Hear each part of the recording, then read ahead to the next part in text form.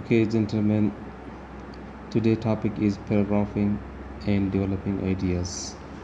In the previous paragraph lecture, we discussed ways of starting a composition, how to start a composition. Now, in this lecture, we discuss about paragraphing and developing ideas. There are two approaches to the use of paragraphs. We can call them theory and practice. Right? There are two approaches to the use of paragraph. The one is called theory and the other is called practice. What a theory is: in theory, each paragraph deals with a single topic. Right? In terms of theory, whenever you write a paragraph, so it deals with a single topic, right, or aspect of a topic. It usually contains a topic sentence which gives the theme of the whole paragraph, and you can find that topic sentence very near to the first line of a paragraph. The topic sentence is usually near the beginning of the paragraph. Now practice. If you look in a newspaper or in any novel, you will find that writers do not necessarily follow the description given above. For example, in many newspapers, each paragraph consists of one or two sentences only. This is done so that a news report will be easy to read, right? Whenever you read a newspaper, so the essence, the crux is given in a single one or two lines that you can understand that what is there in the details. And if someone wants to read, so he or she can read easily. And in Victorian novels, many paragraphs are very long. They may deal with two or more topics or parts of a topic and may have no topic sentence or said. These guidelines are useful when you write an essay in an examination. Number first, make each paragraph 6 to 12 lines long. You develop an essay,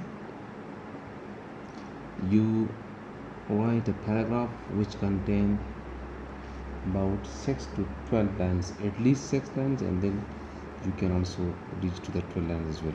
Use too many paragraphs rather than too few. Examiners complain if candidates do not start a new paragraph. They rarely complain that there are too many paragraphs. Sometimes the students, the candidates do not use many paragraphs. It's a good way to use many paragraphs. Start a new paragraph when you write about the new part of your topic, and each time you make somebody speak. This is what important point. You start a new paragraph, it must have a linking idea, the new idea with relevant to the topic. And what is more important is, and each time you make somebody speak, that somebody is in front of you, you are talking to somebody, right? Whenever you write, it means that you are talking to somebody in your front. Number D, link your paragraphs. Do not write about the geography society in one paragraph and then start to write about frying sausages or buying a pair of shoes. Ideas are linked in your mind, so show the reader the link. For example, you write something about a topic and then you switch towards the next idea. You can also start from however, furthermore. These are the words which can link the first paragraph to the second, right, to the following paragraphs. Linking paragraphs. At the start of a new paragraph, there should be a word or expression which link it to the preceding paragraph. The table on page 126 shows you common ways of changing from one topic to another. The column headed words shows you words that may occur at the start of the new paragraph. Right. There are many Other ways of linking paragraphs, getting continuity. Your main aim should be to make a smooth change from one point to another when you start a new paragraph. If you are not sure whether or not it is time to start a new paragraph, start one. You will probably be right and nobody will complain. On the other hand, long paragraphs look boring, so avoid them. You are not supposed to write lengthy paragraphs. It's easy to write short paragraphs with simple words that everybody can understand. For example, these are the ideas. This idea you want to put a change of time. So you can use these words after this, later on, the next day, 50 years earlier.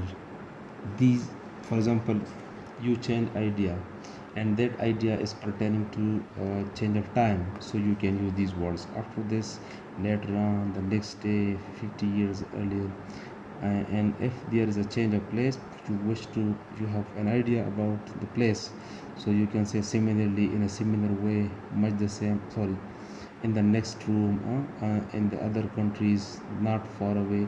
This is about place. Now the other word similarly word is also used in a similar way, much the same applies. Or you have ideas about contrast, on the other hand, you wish to put forward a contrasting idea, in the next coming paragraph, so you can start your paragraph from the on the other hand. Despite this, it seems that, yeah, you have another modification. So however, nevertheless, these are the words which can use for switching a paragraph from one to another. Now exercise 1, choose any passage earlier in this book. Study the author's use of paragraph. Number first, see whether he is following the theoretical method of paragraphing. If he is, find a topic sentence. Only say you find out a topic sentence. If he is not following the theoretical method, try to explain why he has started a new paragraph. Right? And then look at the first sentence of the new paragraph. What words, if any, link it with the ideas in the preceding paragraph? This is a home assignment, homework. You, page number 126, homework.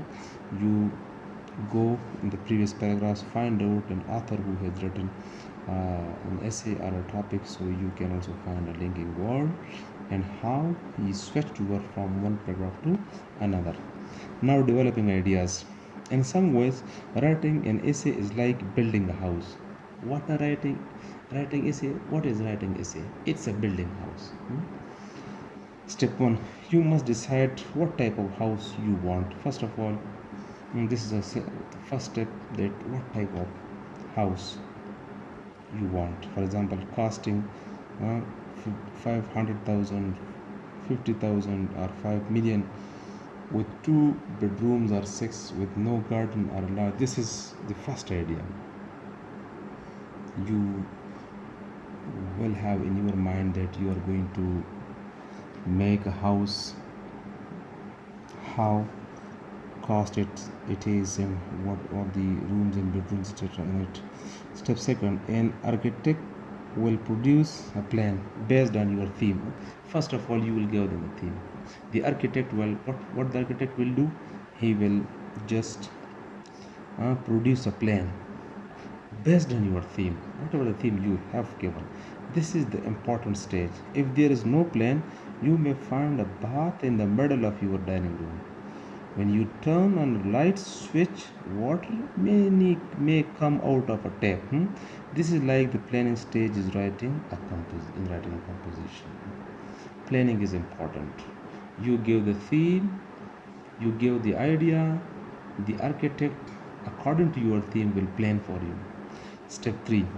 Now the builder starts his work. He does not put the roof up first. He digs the foundation in the channels for the drainage system. Then he works upward, building the walls and putting in doors and windows, leaving spaces for them.